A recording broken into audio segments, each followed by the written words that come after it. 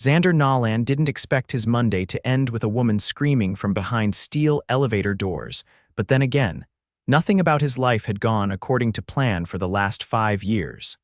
"Hello." The voice was muffled but sharp with panic. Xander dropped the bag of groceries in his hand, ignoring the apple that rolled across the cracked marble of the building's lobby floor. "Hey, are you okay in there?" No, it stopped between floors. The lights flickered and she paused, her voice trembling. "I'm claustrophobic." "Of course she is." Xander yanked open the maintenance panel, his rough hands moving quickly. He'd worked construction before everything fell apart, and he still remembered enough about old wiring to be dangerous. "It's all right, I've got you." "Just stay calm." "That's easy for you to say, you're not the one trapped." "True," he muttered, "but I've got a 6-year-old upstairs who's probably trying to microwave a sock again, so we're both under pressure." There was a beat of silence, then a quiet, surprised laugh. "That's weirdly comforting." He grinned and adjusted a loose wire. "Name's Xander, Gemma." "All right, Gemma, I'm gonna get you out of there." 3 minutes later, the elevator groaned and jerked down half a foot. Xander gritted his teeth, muscles straining as he forced the emergency door open. A pair of wide blue eyes met his from the dimly lit cabin. She was crouched in the corner, dressed in a navy pencil skirt and heels that looked like they cost more than his rent. Her blonde hair was twisted into a sleek bun, though a few strands had fallen loose around her flushed face. "Grab my hand," he said, steadying himself. She hesitated, then reached up. Her hand was soft, warm, and surprisingly firm in his. With a grunt, he pulled her up through the gap and into the hallway. Gemma stumbled, heels catching. He caught her by the waist before she hit the floor. "Whoa, careful." She clutched his arms, her breathing shallow. "I thought I was going to pass out." "You're okay now." His voice dropped, gentler. "You did good." She looked at him then, really looked at him. He was tall, built like someone who used to be a boxer, with tired hazel eyes and stubble that looked like it hadn't met a razor in days. His shirt was wrinkled, his jeans dusty, but there was something solid about him. Dependable. "Thank you," she said softly. "Anytime." 30 minutes later, Xander was back in his apartment, balancing a half-burnt grilled cheese and a juice box while his daughter, Frankie, chattered about her day at school. "Did you save her like a superhero, Daddy?" He smiled, ruffling her curls. "Something like that." Frankie tilted her head. "Was she pretty, Frankie?" "What?" she giggled. "You've been lonely." He gave her a look, but his mind wandered back to the woman with the expensive heels and the trembling hands. She hadn't looked like someone used to being rescued, more like someone used to being in control. And yet, in that moment, she'd leaned into him like he was the safest thing in the world.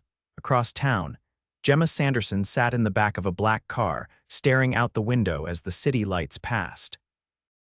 "You all right, ma'am?" her driver asked. "I'm fine." She glanced down at the tiny tear in her skirt, the one from when Xander had pulled her up. For some reason, she hadn't changed yet. Just thinking. She didn't tell him about the man who'd rescued her. About how his hands had been rough but gentle. About how his voice had calmed her more than any breathing exercise ever had. She didn't even know his last name, but she hadn't felt that grounded in a long time. 2 days later, she saw him again. Gemma had returned to the building to oversee the replacement of the elevator system.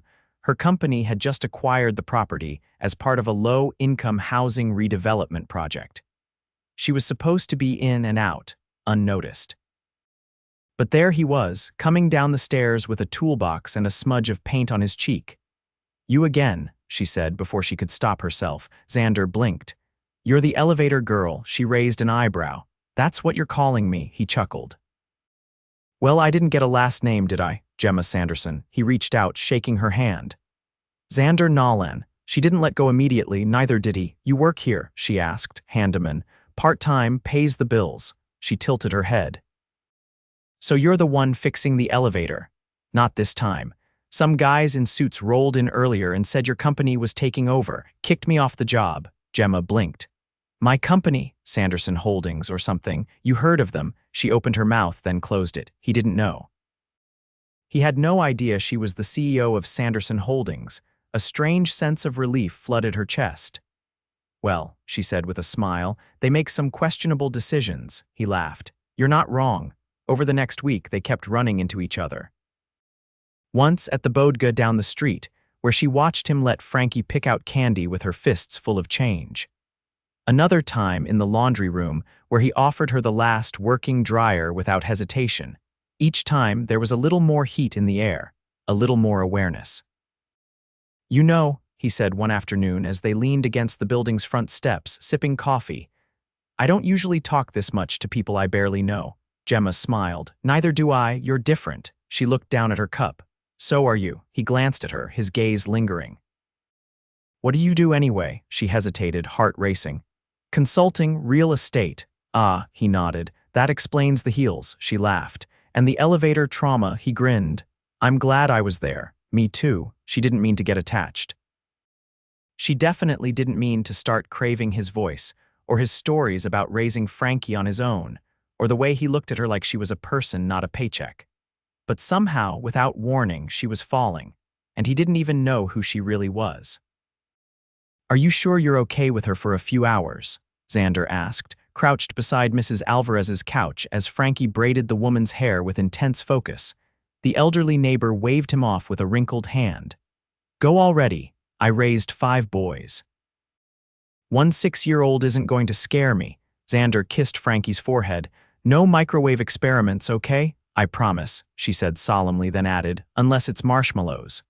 He gave Mrs. Alvarez a look. She winked.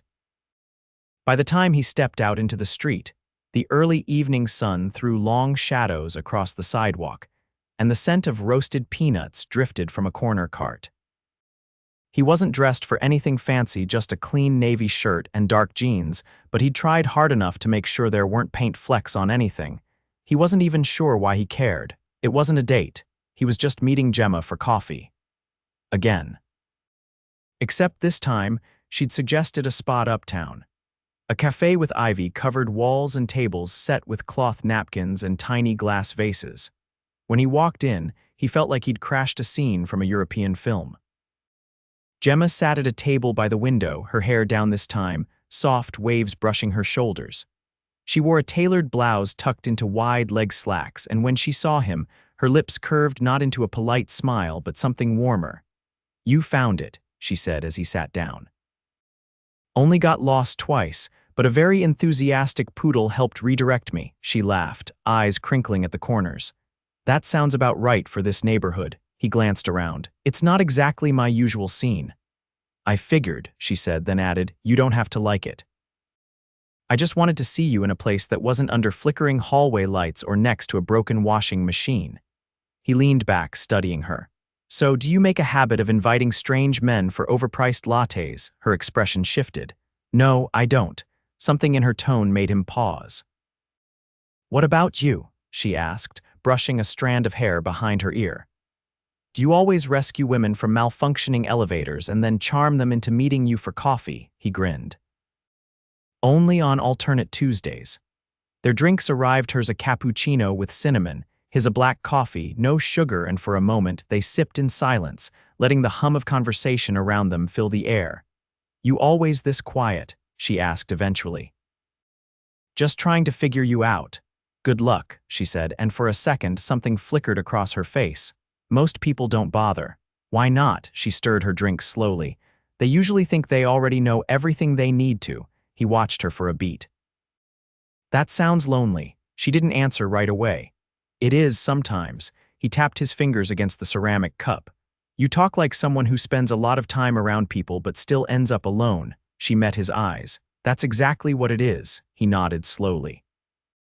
"I get that." Her gaze softened. "What about you? What's it like raising Frankie on your own?" "It's chaos," he said, the honesty slipping out before he could catch it. "Beautiful, loud chaos. I bet she adores you. She thinks I'm a superhero. I've got about 6 months before she figures out I'm just a guy with duct tape and caffeine." Gemma smiled, then glanced out the window. "You're more than that." He raised an eyebrow. "You barely know me." "I know enough." He set down his cup. "Then tell me something I don't know about you." She hesitated, then leaned in slightly. "I hate flying. I once got off a plane just before takeoff and drove 8 hours instead. Afraid of heights, afraid of not being in control." He nodded. "That tracks. What about you?" He thought for a moment. I used to be a carpenter, before Frankie, before everything changed. She tilted her head. Why'd you stop? Because when her mom left, I needed something with steadier hours. Couldn't bring her to a job site, and childcare costs more than my rent. Gemma looked down at her napkin. That's a lot to carry. It is. He paused, but she's worth it. I can see that. He leaned forward, voice low. Your turn again. I once turned down a promotion because I thought the guy offering it was trying to sleep with me. His eyebrows lifted. Was he? Absolutely. She took another sip. He offered the job again after I shut him down, but by then, I didn't want it anymore. Good for you, she shrugged. Didn't feel like a victory at the time. They fell quiet again, but this time it wasn't awkward. It was full. Then she said, you know, I'm not used to this. To what? Talking like this. With someone who doesn't want anything from me. He studied her face. Maybe I do, she blinked. What? Maybe I want to know what makes you laugh, what keeps you up at night. What songs you play when no one's listening. Her breath caught. I'm not trying to impress you, he continued. I'm just trying to understand you. She looked away, swallowing. You're going to make this complicated. It already is. They left the cafe just after the sky turned dusky purple. As they reached the corner, a sleek black car pulled up to the curb. Gemma froze. He followed her gaze. Yours? She nodded slowly. Driver's waiting. Right, he said, stepping back. Of course. She turned to him. Xander, you don't have to explain. You've got a life. One that probably doesn't involve guys who patch drywall on the weekends. That's not fair. I'm not mad, he said gently. I just don't know where I fit into that world. You don't have to, she said, softer now. Just don't walk away yet. He looked at her for a long time. I won't. Then she leaned in slow, unsure, and kissed his cheek. Good night, she whispered. He watched her get into the car, watched it drive off, and stood there on the sidewalk long after the taillights disappeared. Something had shifted. And the ground beneath his feet didn't feel quite so solid anymore. The next time Xander saw her, she was standing in the pouring rain with her shoes in one hand and a broken umbrella in the other. Gemma, she turned at the sound of his voice, soaked to the bone and blinking through strands of hair that clung to her cheeks. This is not how I imagined this going. He jogged across the street to her, pulling off his jacket. You're freezing. What happened? My driver's car broke down 2 blocks away. I tried walking, then that thing, she held up the mangled umbrella, decided to give up on life. Xander draped the jacket over her shoulders and guided her under the awning of the corner laundromat. You could have called a cab. I didn't want to wait. I was already late. She glanced up at him. I was coming to see you, his brow furrowed. You were, she nodded. I don't like leaving things unsaid. He opened the laundromat door, motioning her inside. The harsh fluorescent lighting wasn't particularly romantic, but it was dry, and the hum of machines filled the silence. Why here? She asked, glancing around. Because Frankie's at a sleepover and I was fixing one of the dryers for Mrs. Alvarez. She pays me in tamales. Fair trade, she said, her lips twitching. He handed her a towel from a nearby cart. You really came out here like this just to talk? I didn't want to wait another day. She dried her face, then looked at him. I've been thinking about what you said. About not knowing where you fit into my world. Xander leaned against a dryer, arms crossed. Yeah, well, I still don't. You don't have to. I'm not asking you to change who you are, he exhaled slowly. Then what are you asking to give this a chance? Whatever this is. Her voice was quieter now. I've never met anyone who made me want to stop pretending. He studied her, the way her eyes searched his face, unguarded for once. You're not pretending now, no, and it scares the hell out of me. He stepped closer. You think I'm not scared, too? You're out of my league, Gemma. She shook her head. Don't say that. That's not what I want. Then what do you want? I want to stop feeling like I'm 2 different people all the time. I want to come home from meetings and not have to put on a mask. I want someone who sees me just me. He didn't answer right away. Instead, he reached out and gently touched her cheek, brushing away a drop of rain that hadn't dried. I see you. Her breath caught. But I need to know something, he said. Why didn't you tell me who you are? What you do, she hesitated, then sat down on the edge of a bench by the washing machines. Because the moment people find out, they treat me differently. They either want something from me, or they think I'm untouchable. And you didn't think I'd handle it. I didn't want to risk losing something real, not when it felt like the first real thing I've had in years. Xander sat beside her. You could have trusted me. I know, I should have, I just didn't want the way you look at me to change. It hasn't. She turned to him, eyes wide. It hasn't, he shook his head. You're still the woman who panicked in an elevator and told me she hated flying. Still the one who helped Frankie pick out stickers at the bodega like it was the most important decision of her week. A tear slipped down her cheek. Hey, he said, brushing it away. Don't cry, you're gonna make me look soft. She laughed through the tears. Too late. They sat like that for a long moment, the warmth between them slowly overtaking the chill. Then the laundromat door swung open and a gust of wind blew in, scattering a stack of flyers across the floor. Xander stood immediately, helping the attendant gather them. You're always the first to help, Gemma said as he returned. It's just how I was raised.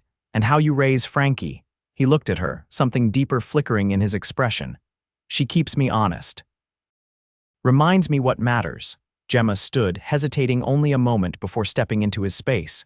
What about us? Do we matter? He looked down at her, their faces inches apart. We could. Her hand found his. Then let's stop pretending this is casual. I didn't think it was. Neither did I, she said. But I needed to hear you say it. He leaned in then, his lips brushing hers in a kiss that started soft but quickly deepened, filled with everything unspoken between them. When they pulled apart, she rested her forehead against his. I should tell you something before this goes any further. What's that? I'm not just some executive. I own the company that bought the building. He didn't flinch. I know, he said quietly. She blinked. You. Knew, found out yesterday. One of the new site managers came by, recognized you from a Forbes cover. She closed her eyes. And you didn't say anything? I figured if you wanted to tell me you would. I wanted to see if what we had was real. Her eyes opened slowly. And is it? He nodded. Yeah, it is. A warmth spread across her chest. But I'm not gonna lie, he added. It stung. Not because you're successful, but because I started falling for you without knowing the full picture. Her voice was barely above a whisper. You're falling for me. I think I already have. She reached for him again, this time pulling him into a hug that lingered. I don't want to hide anymore, she said against his chest. Then don't. What about Frankie? She already likes you, he said, but I'll talk to her. Explain everything. You sure, Gemma, he said, pulling back to meet her gaze. If we're doing this, we're doing it all the way. She smiled, but it wasn't polished or rehearsed. It was raw and real and full of something she hadn't felt in years, hope. Then let's not waste another second. The first time Gemma walked into Xander's apartment, she was carrying a tray of cinnamon rolls and wearing sneakers that looked entirely out of place with her pressed blouse. Frankie opened the door before he could get there. You brought food, she asked, eyes wide. Bribery, Gemma said, holding the tray out. Is it working? Frankie took it solemnly and sniffed. There's frosting. I'll allow it. Xander appeared behind her, still drying his hands on a dish towel. I told you she was a tough negotiator. I came prepared. He stepped aside to let her in, the scent of citrus cleaner clinging faintly to the air. The place was small but clean, with a few toys tucked in a corner and a mismatched set of chairs around a scratched wooden table. Gemma's eyes landed on a framed drawing on the wall, a stick figure rendition of a man holding hands with a girl and what appeared to be a cat wearing a cape. That's me, Dad, and Super Whiskers, Frankie said around a mouthful of pastry. I feel honored. You should be. Super Whiskers doesn't let just anyone into the lair. Gemma sat carefully, placing her bag at her feet. Well, I hope I passed the test. Xander leaned against the counter, watching them. You're already halfway there. You brought frosting. Gemma glanced at him. I wanted to talk to both of you. Together, Frankie looked up. Is this about the thing Dad said, the grown-up talk? He winced. Yeah, that. Gemma folded her hands. Frankie, your dad and I really care about each other, and I know that means things might change a little. But nothing will change how important you are. Frankie looked between them, thoughtful. Are you gonna move in? Xander choked. That's not what this is. Are you gonna get married? Gemma's eyes widened. Okay, Xander said, raising both hands. Let's take a few steps back. We're getting ahead of ourselves, Frankie shrugged.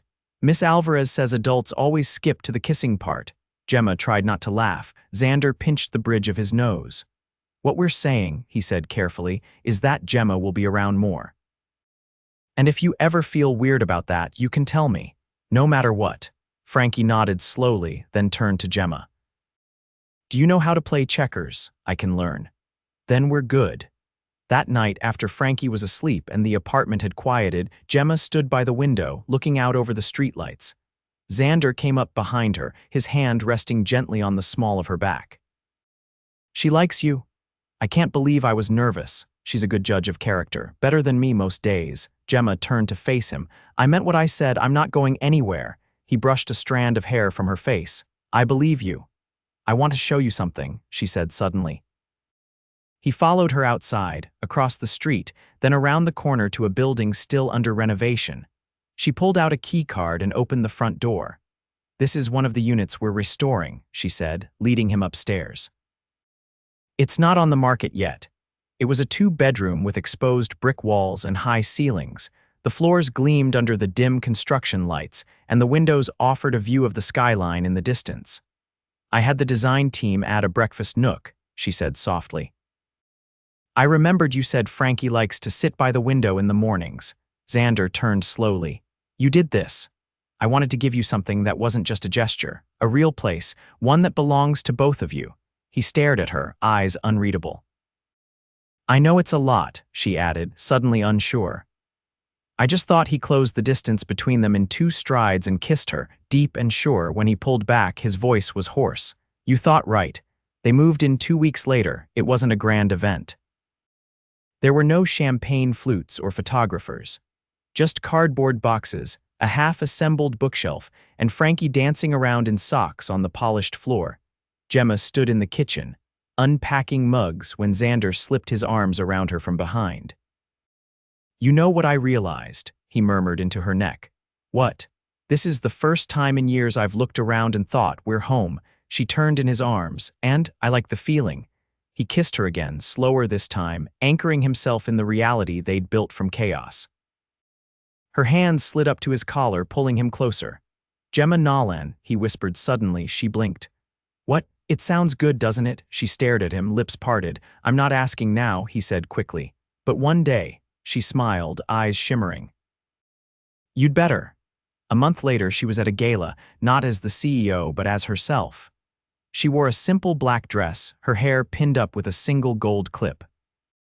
Xander stood beside her, tailored suit and all, somehow managing to look both wildly uncomfortable and completely at ease with her hand in his. When he stepped away to take a call from Frankie, who was staying the night with her cousin, Gemma found herself surrounded by colleagues. Your date, one of them said, eyeing Xander's retreating form. He's not from our world, is he? No, she said, lifting her wine glass. He's from mine. Later that night, as they walked out of the gala and into the cool evening air, Xander took her hand. I've got something for you, she raised an eyebrow. You're giving me something after I dragged you to a 4-hour fundraiser. He pulled a small envelope from his jacket. Inside was a sketch done in charcoal, rough around the edges but unmistakably her. Laughing, head tilted back, eyes closed. You drew this. I used to sketch, haven't in years, but I couldn't not draw you. Gemma traced the lines with her fingertips. This is the most beautiful thing anyone's ever given me.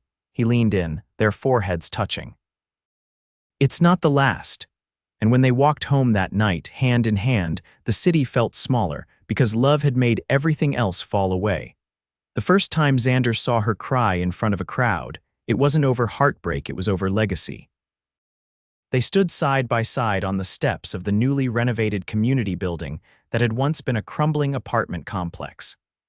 Now it gleamed with fresh paint, solar panels glistening on the roof, and a garden where broken concrete used to be. There was a ribbon across the entrance, and a crowd of residents old and new waiting for the ceremony to begin. Gemma adjusted the microphone, took a breath, and looked out at the people gathered. Some of them had known the building for decades. Others had just moved in the week before. This place, she began, her voice steady but low, used to be nothing more than a name in a file, a line item in a ledger. But then I saw what it meant to the people who lived here. I saw what it could become. What it deserved to be. Xander watched her from off to the side, Frankie standing between him and Mrs. Alvarez, who had insisted on coming even with her cane and a fresh hip replacement. "I didn't do this alone," Gemma continued. "This happened because of the people who refused to give up.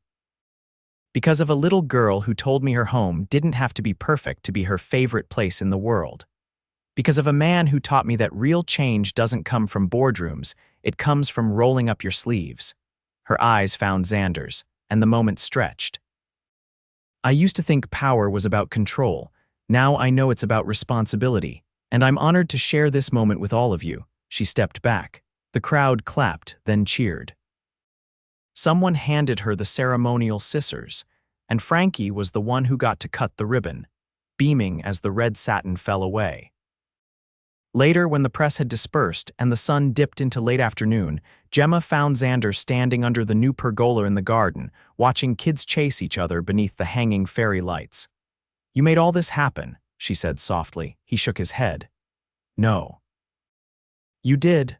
I just funded it. You believed in it." He turned toward her. "You believed in me. I had to," she said. "You made it impossible not to."